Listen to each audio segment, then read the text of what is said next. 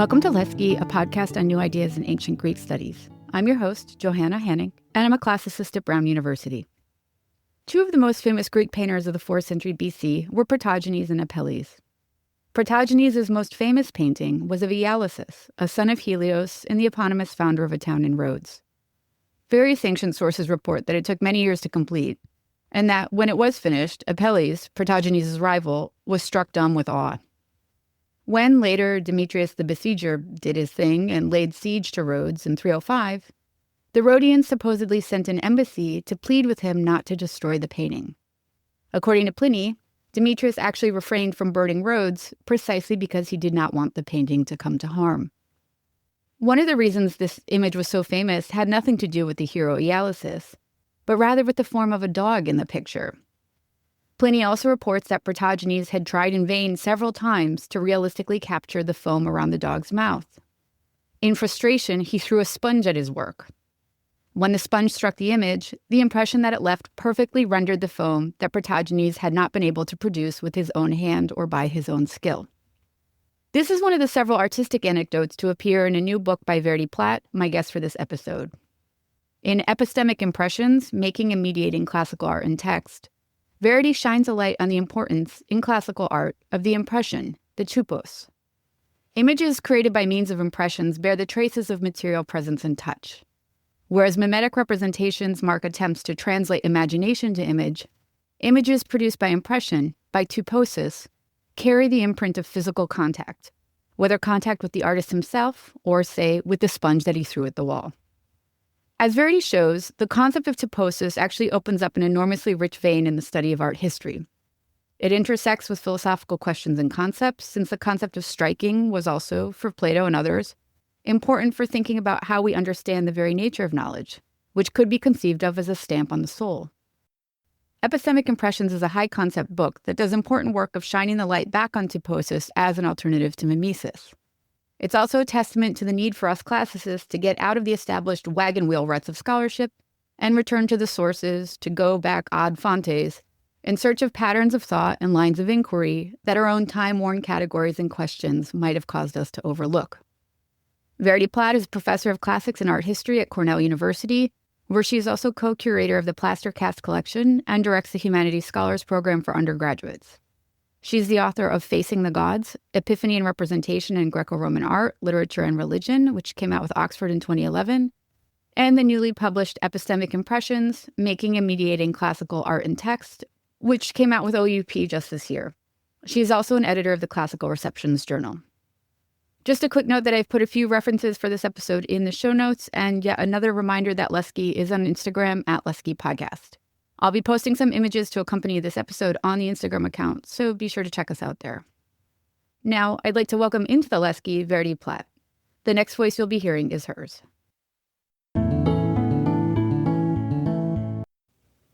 This book has been a long time in the making, and in some ways it goes back all the way to 2006 when I published an article on the ontology of the impression about ancient seal stones. That came about thanks to a workshop on the idea of replication in the ancient world. So, I'd been thinking a lot, as many of my colleagues do, about the idea of copying in ancient art, and especially Roman copying of Greek originals.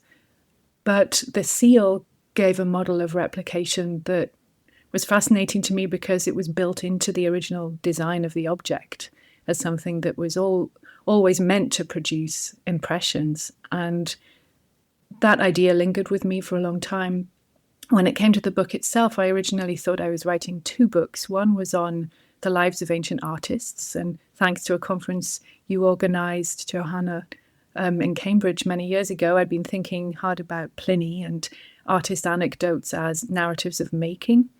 And that had led me away from the idea of image-text relations as something modelled on the idea of ekphrasis, to think more about the emergence, the coming to be of objects rather than the description of finished works of art. So I was thinking about lives, and then I also wanted to do a longer project on seals themselves. And gradually I realised that these two projects were actually much more intertwined than I had imagined, because they were both about the production and the transmission of images.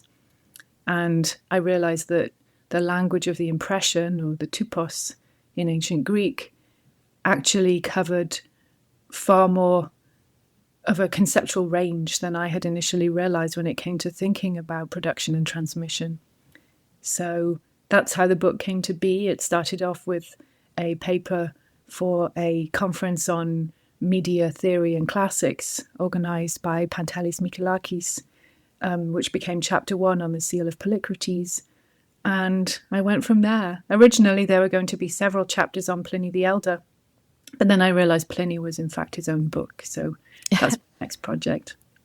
When you realized that the two projects were in a way were intertwined, as you said, and were one project, did that bring about a paradigm shift, or how did it affect maybe how you were gathering material? Because the book is so wide-ranging in so many ways, also chronologically, I mean, you go through the Byzantine period. But I guess I'm wondering, how once you had that combined premise in mind, how that maybe changed how you were thinking about things or gathering your evidence. Yes, absolutely. So I had gradually come to realize that there really are no such thing as the lives of ancient artists, and that this. I want to hear more about this. There are anecdotes, but they don't take the form of biographies in the way that other lives do of poets or philosophers, and they are very much about the coming into being of objects. So once I had moved away from that paradigm, I was moving towards what would be the Pliny chapters about the making of objects, and I was originally only going to have one chapter on Hellenistic epigram. So I started writing about Posidippus. That became 2 chapters on the Lithica alone, then a 3rd chapter on the Andrantopoica, his epigrams on bronze statues.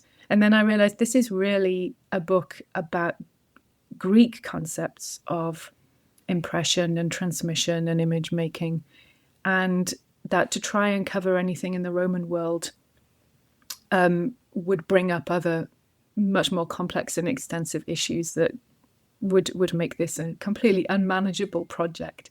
So once I realized, okay, this is about Greek material, and I was thinking about the anecdote of the sponge impression, which I write about in chapter 6, and I had realized that the Pliny version is well known, but that there are 3 versions in imperial Greek literature.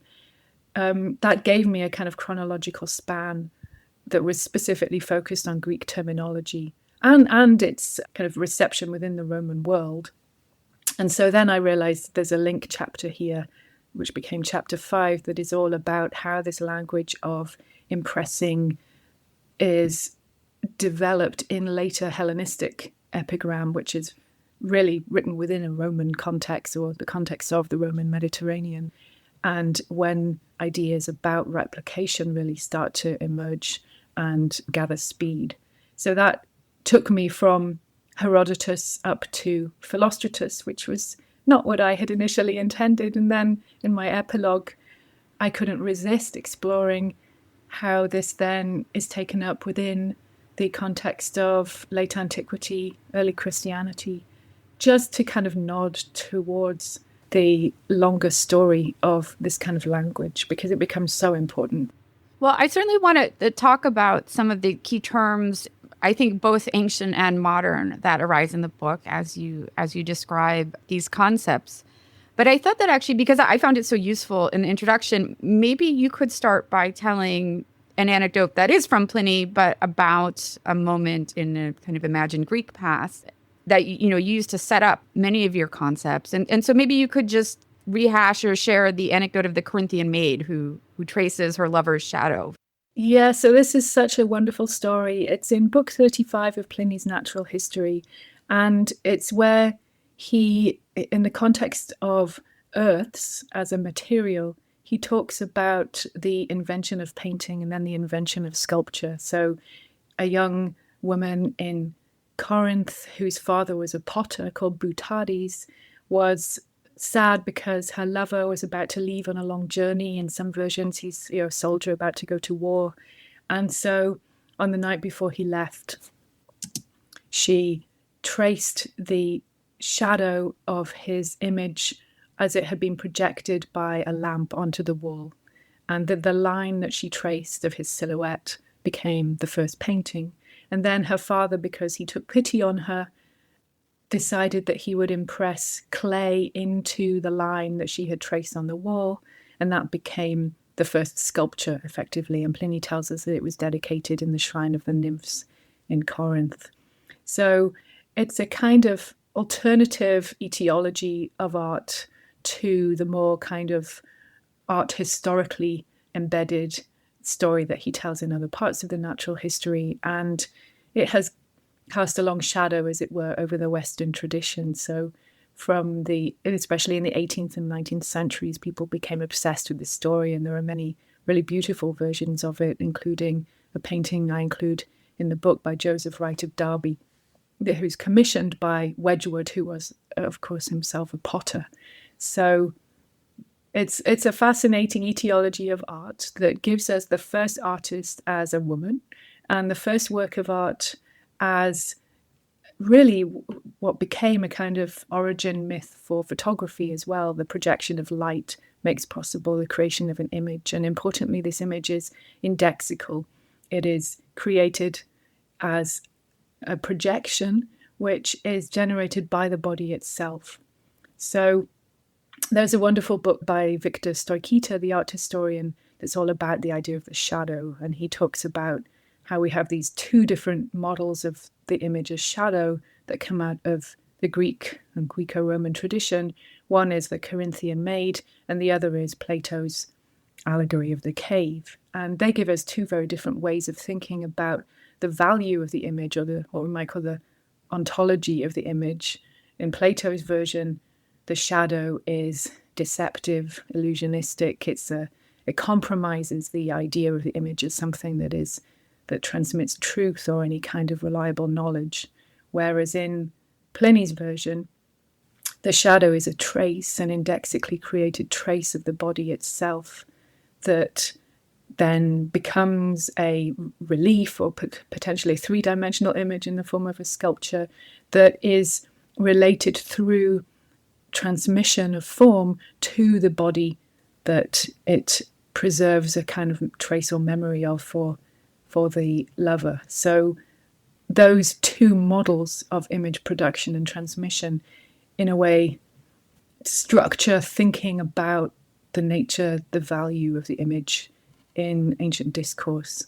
And my book is really arguing that the Platonic version has been prioritized in histories of ancient art and theories of the image, whereas the notion of the image as index, as trace, has always been there, hovering in the background, but it was actually much more prevalent in ancient thinking and image making than we have hitherto acknowledged.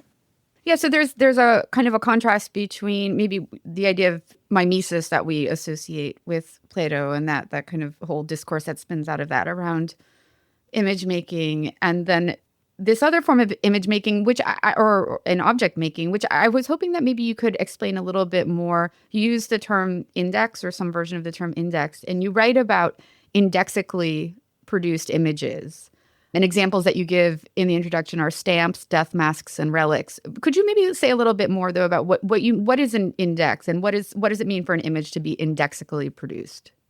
Yeah, that's an important set of terms that come out of semiotic theory and were introduced by Charles Sanders Peirce, the semiotician. So he talks about there being three different categories of sign. The icon is a sign as an image, representation, so a picture of a fire, say. And then an index is something that is causally produced by the thing it signifies. So smoke is an index of fire because it is produced by it. And so images that are indexical are produced by the things they represent. So a footprint, a death mask, and so a stamp, a seal impression, a coin would be another example. And so an image produced indexically is also an icon because it's representational of the thing that produced it at the same time. So it's a special kind of image that has a particular charge. And one of the most interesting books on indexically produced images, or what are often called contact images, is by the French art historian Didier Huberman in his book L'Empreinte. And often indexicality is related to classes of object that have a particular kind of vernacular association, or in the realm of religion, of magic. So icons are often indexically produced, the Turin shroud, the Veronica cloth, the Christian tradition is full of them. So in my book, I'm trying to argue that this is also very important for ancient thinking, and you could think a lot about votives as being indexically produced in different ways, but that it also applies to what we might think of as more kind of intellectual discourse about image making and transmission, and that a focus on the index as something more vernacular, it kind of suppresses that complex discourse that's also happening around the kinds of cultural contexts that we more conventionally associate with mimesis and kind of Platonizing discourse around the image as something that is highly naturalistic, but also deceptive and illusionistic. And while we're on the subject of terminology, you had mentioned when you were talking about the genesis of the book project that you had come to the realization that the word typos and sort of related terms was actually gestured to a broader tent maybe than you had at first realized. So what kind of work, I guess I should ask, does the word typos do for you? What sort of semantic range does it have? So it relates to the verb typoi, which is to strike. It's something which has been created through striking, beating, stamping, impressing. And so it's a term that is fundamentally relational. It's about a material relationship or action of one thing on another thing. So it often relates to images created in a kind of softer, pliable, receptive medium, such as wax, plaster, clay. But it also refers to a whole range of artistic media that suggest a kind of process of emergence or coming into being. So reliefs are called typoi, for example, but also artist models. There's a great discussion of it by Pollitt in his book on terms for Greco-Roman art, where we find it coming up in inscriptions. The temple of Asclepius at Epidauros, somebody is being paid for the creation of typoi, and we still don't really know, are these artist models? Are they reliefs for the temple? It's used to refer to metalware, like embossed metalware that's produced through the technique of repoussé, so another kind of pushing. Anything that is to do with the pushing of one thing against another thing. So that's why it's fundamentally relational.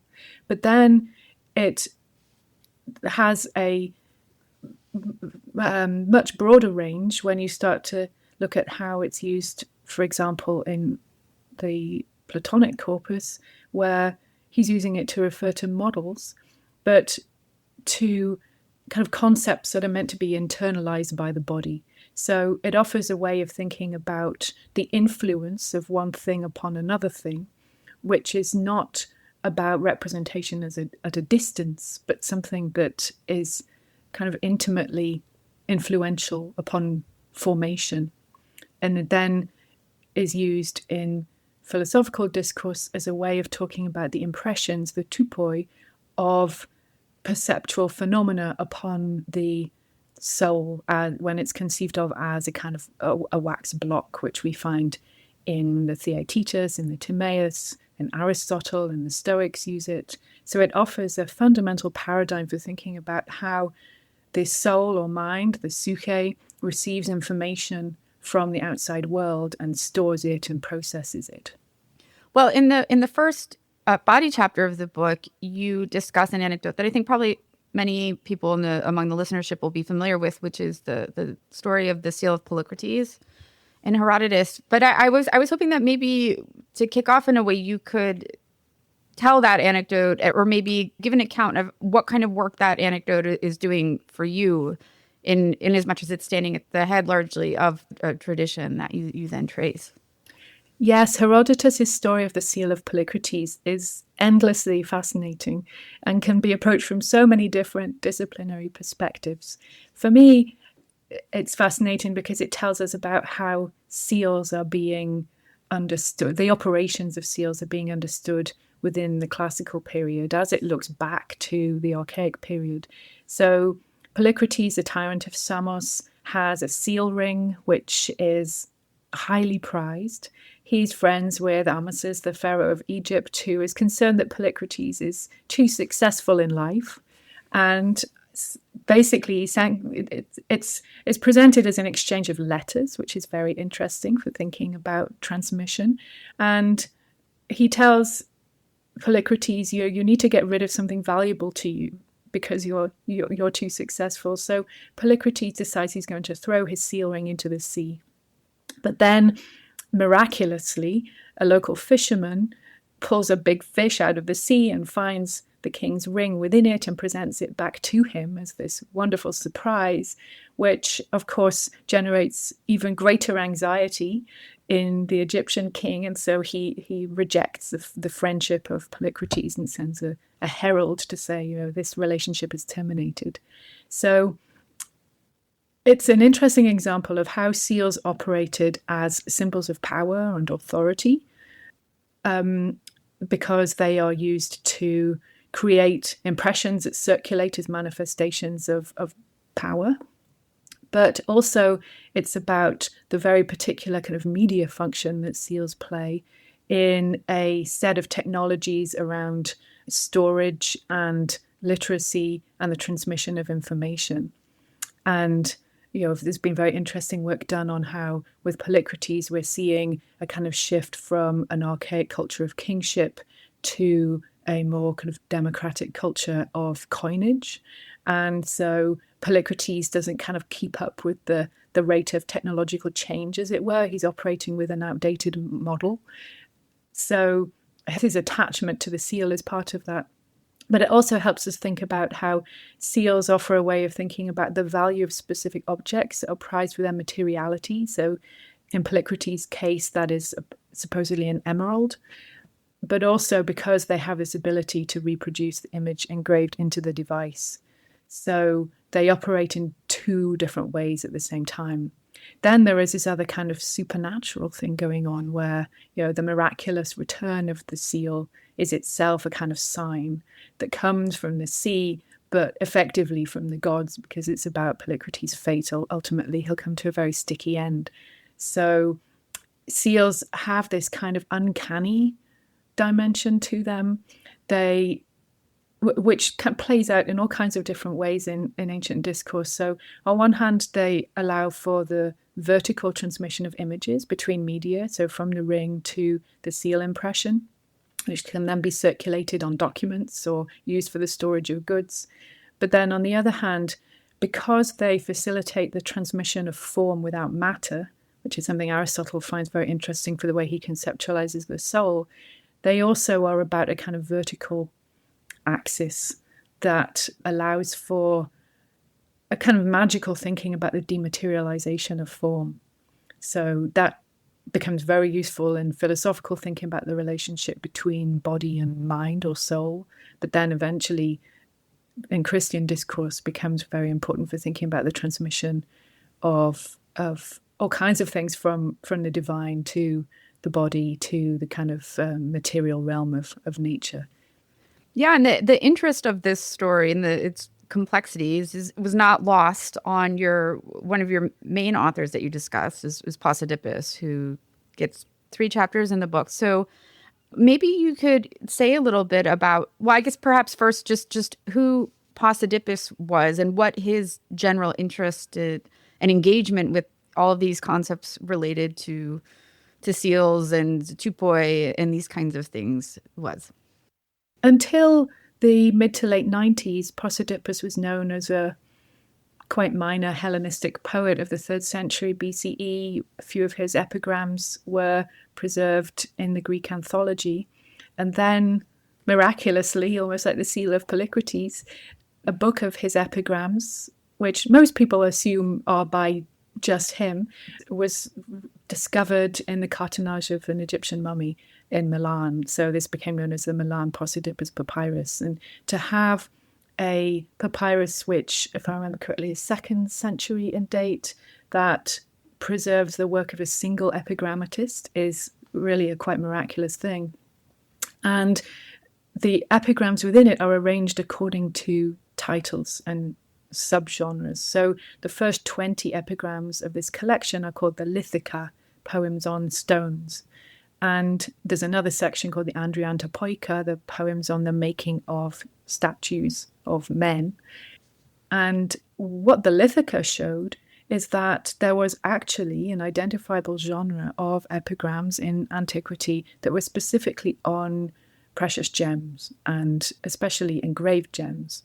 Each poem is about a different kind of gem or stone, and they play with the idea that these are worn on the body as items of jewelry, including seal rings, and that they are very precious material objects of different kinds that presumably are to be imagined in a kind of gem cabinet that we are to imagine is potentially in the court of Ptolemy, or they're written very much in the context of the 3rd century BCE Alexandria, in the wake of Alexander's adventures in the East and the pouring back into Greece of all these different kinds of precious objects.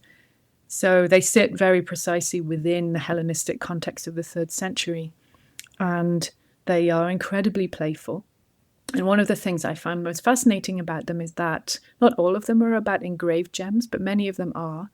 And they play with the idea that the stone has the potential to reproduce its image in different ways.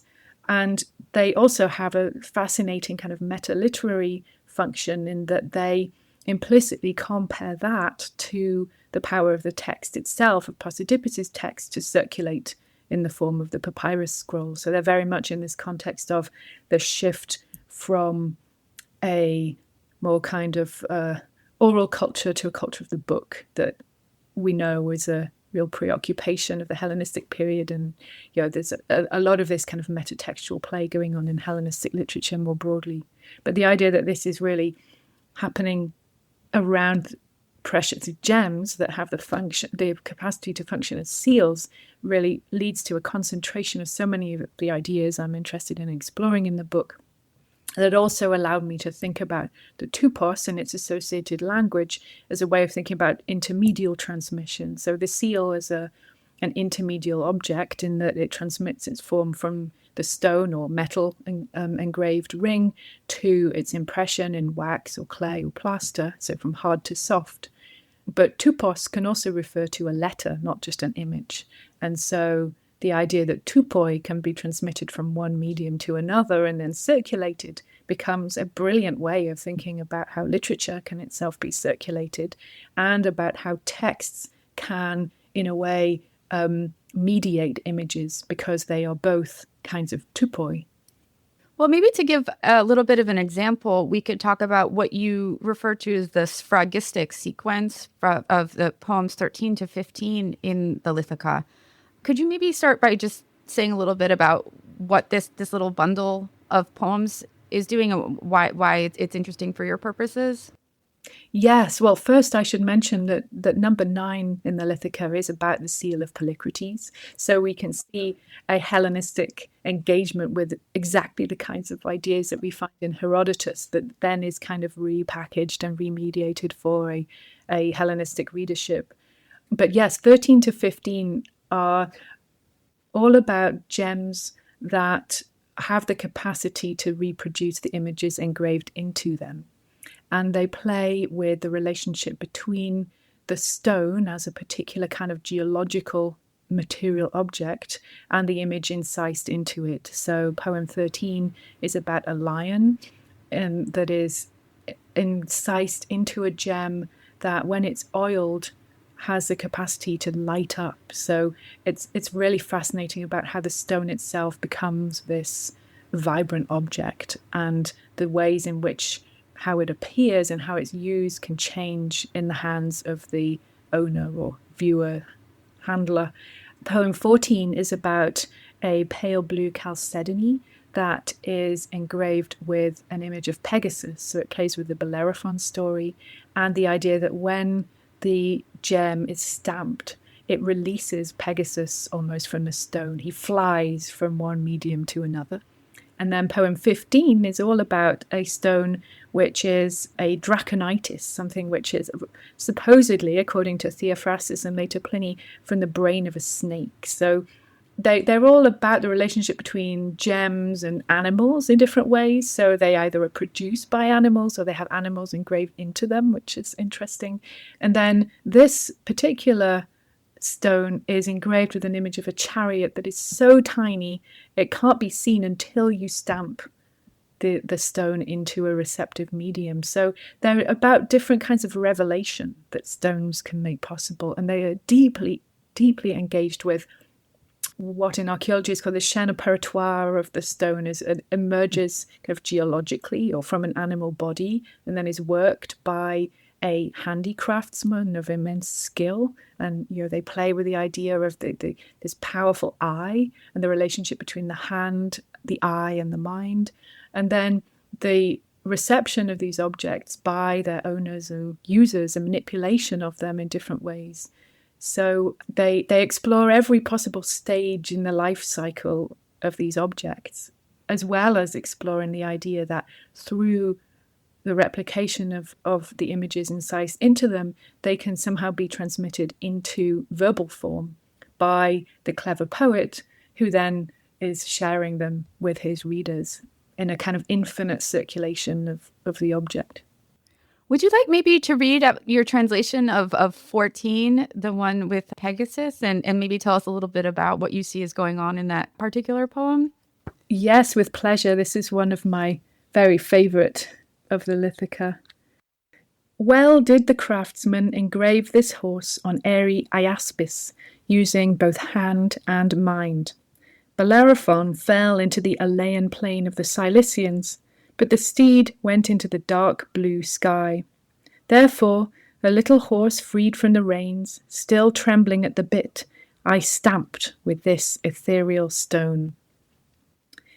So one of the things I love about this poem is that it plays with different kinds of conceptualizations of the air or the sky. So the stone itself, iaspis, you would translate directly as jasper, but the way that Greek terms for stones are to be understood in English terminology is very complicated, and scholars have deduced this as probably a kind of chalcedony, which is pale blue, and we know of many examples, some of which I show in the book, of pale blue stones or glass that have Pegasus on them. So this was a trope that the Greeks and Romans themselves enjoyed. So it's on airy iaspis, which is the Greek is aeroessan. So, and then he goes into the dark blue sky using kuana and aera. And then at the end, he says the stone is ethereal. So it's playing with these different Greek terms for the sky as air or ether. And then also with the idea that the stone is this hard lithic object, but through its color and through the play between color and iconography, it becomes itself ethereal. So it's a wonderful paradox, the idea of the ethereal stone. And then in the last line, we have this idea of stamping, so etuposa, so the stamping of the stone by the speaker of the poem is transmitting Pegasus himself from the stone to something else, implicitly its impression. And there are different readings of this poem that explore the different potential philosophical resonances. So Plato's Phaedrus seems to be important here. And according to a Platonic model, you think of the horse leaving the stone as a kind of apotheosis that takes us directly to the forms and something that is completely dematerialized. But if you actually think of it as a stamping from one medium to another, this goes with the idea I explore in the book that often the metaphor of the seal impression within the mind or the soul is taken up by more materialist philosophies to explore the idea of the acquisition of knowledge through more kind of material engagements with the phenomena of the world around us that are not necessarily according to a dualist Platonic model. So actually the kind of language that Posidippus is drawing on here is more aligned with the Timaeus as a Platonic dialogue, which is playing with this issue of how tuposis as a kind of impression from one ontological sphere to another relates to mimesis as a model for the transmission of images. And the Timaeus is famously where Plato kind of draws on typoi as a way of explaining mimesis within his cosmological system. So there's a lot going on in this poem once you start to kind of read it in a more philosophical way, but it also is so tightly engaged with the material affordances and possibilities of engraved stones themselves and the way that they operate as intaglios. Well, you also have this wonderful chapter on Posidippus's, where Posidippus is discussing statues and statuary. I mean, just in the interest of time, I think we might just jump over that, but I want to leave that out there as a tantalizing piece for the listeners. But I guess I'm curious, what happens or how does this discourse transform when we get to a period where, as you describe it, there's absorption of the Greek art and artistic discourses into Roman culture, and we have a little bit of a shift in the focus and terminology. So what happens in that period? How does this discourse transform in among these new, what you discuss under the rubric of discourse networks?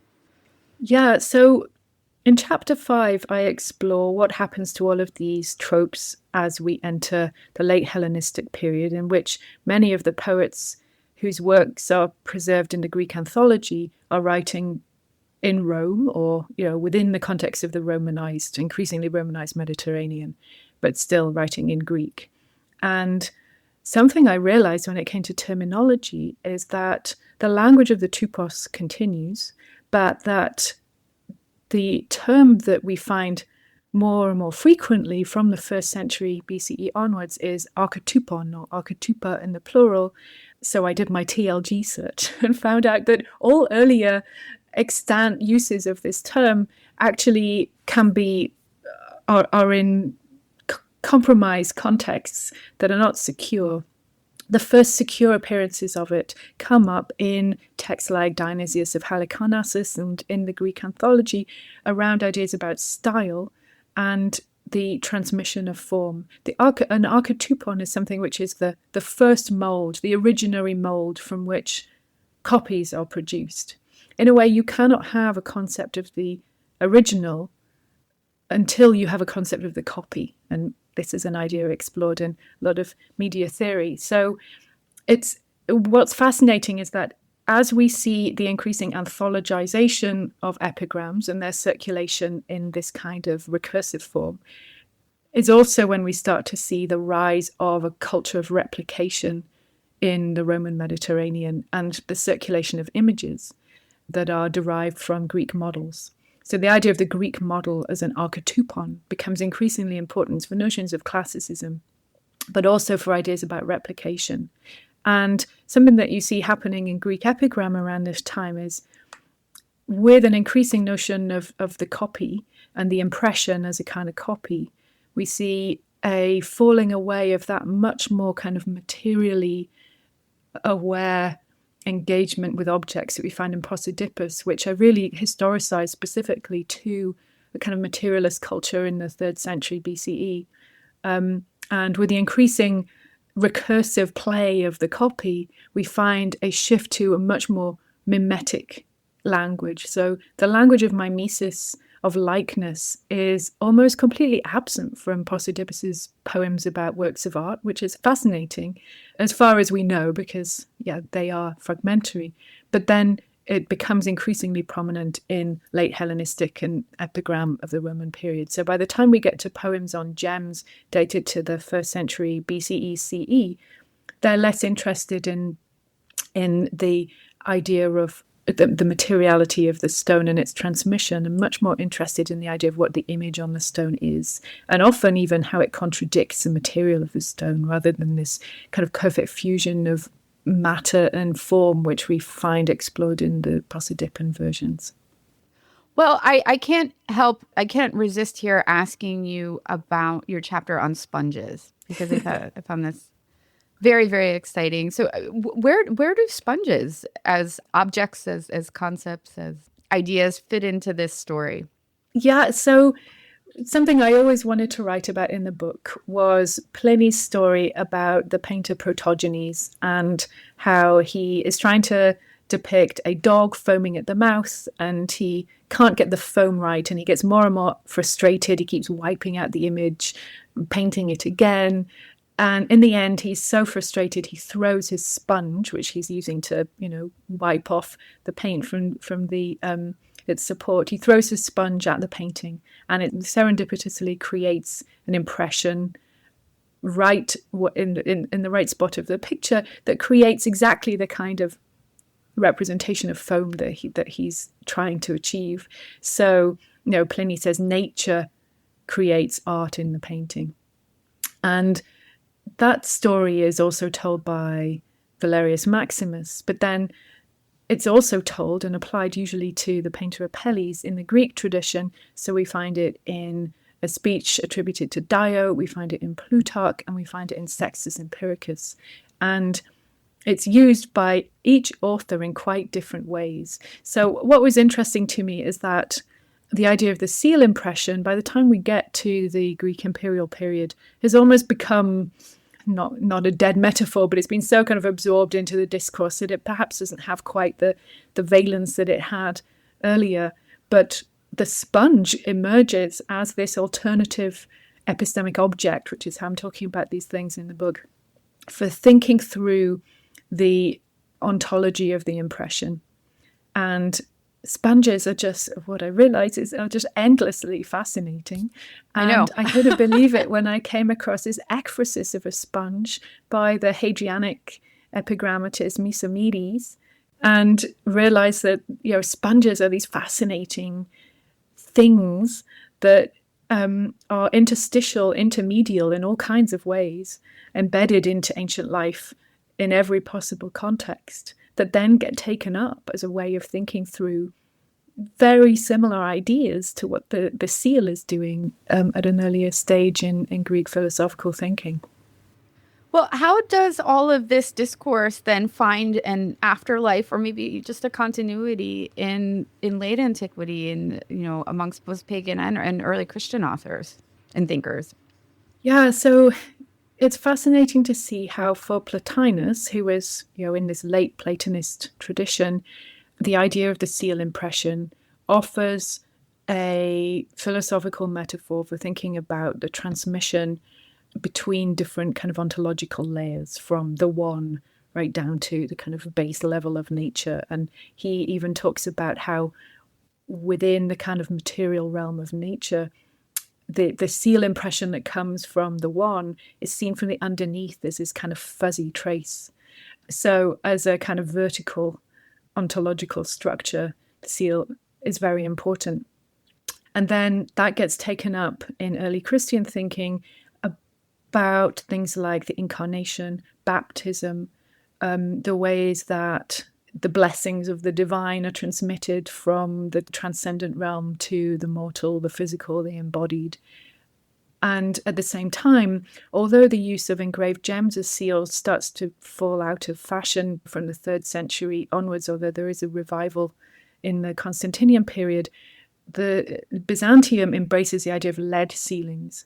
Every administrator would have a lead sealing, and they're incredibly self-reflexive devices that combine ideas about authority, bureaucracy, media technologies around the transmission of information in a highly literate society, with these theological ideas that, when they are explored in theological discourse and also in late antique epigram, are using exactly the same kinds of language that we find in the earlier Greek tradition.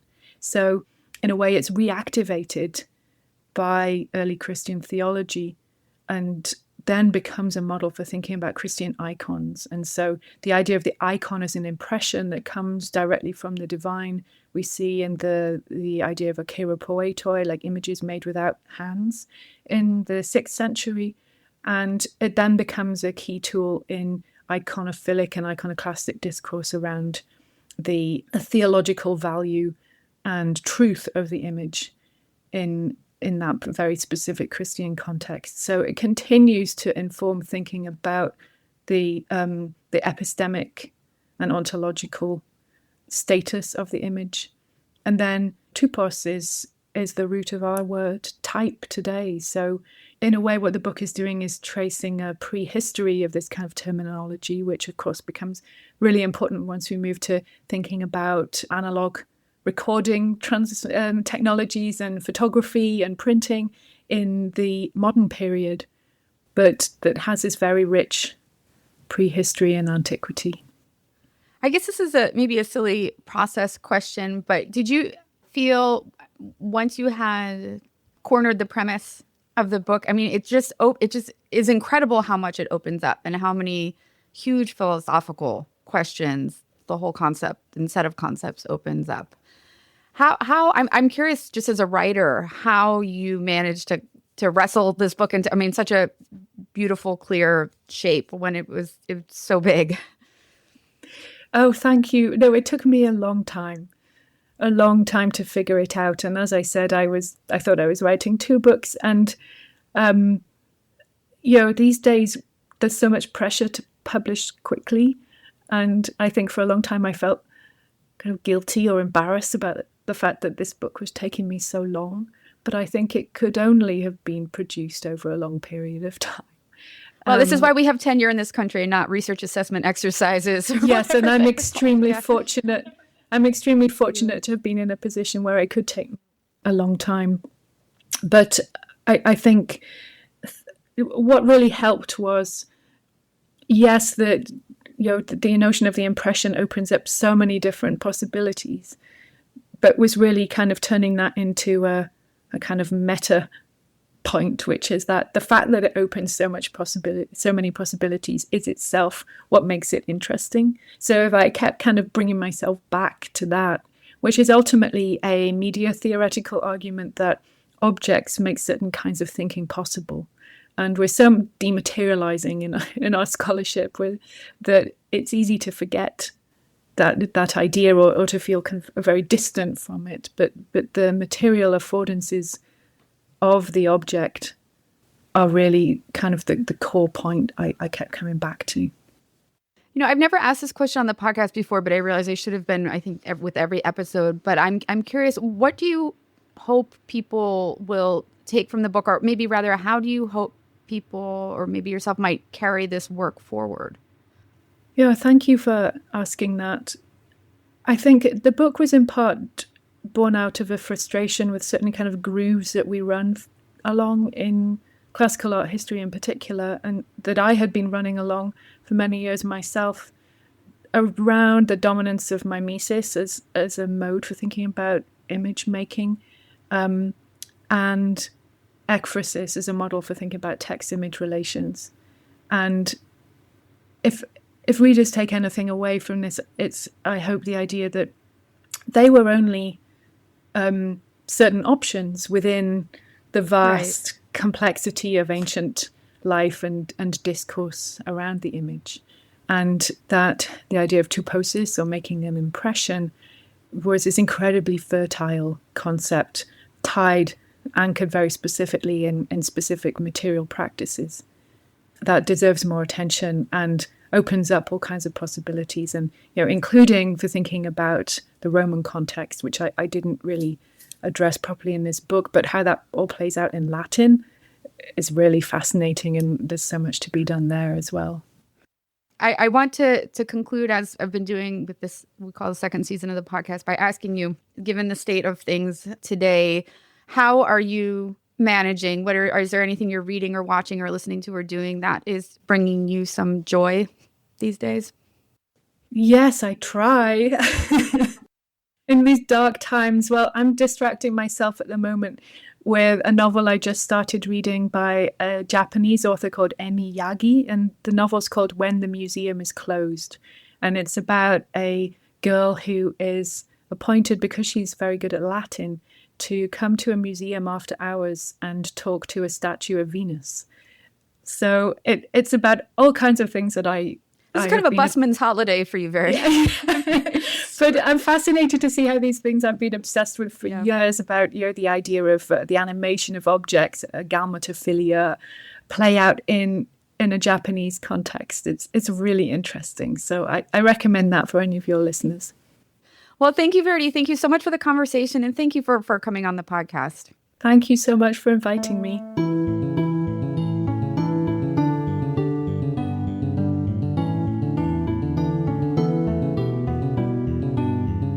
Thank you for joining us for this episode of the Lesche podcast. And special thanks for their support of the podcast to the Brown University Department of Classics and the John Nicholas Brown Center for Advanced Study. Don't forget to subscribe to the podcast so you never miss an episode. And we'd be grateful if you'd take a moment to rate the podcast and leave a review.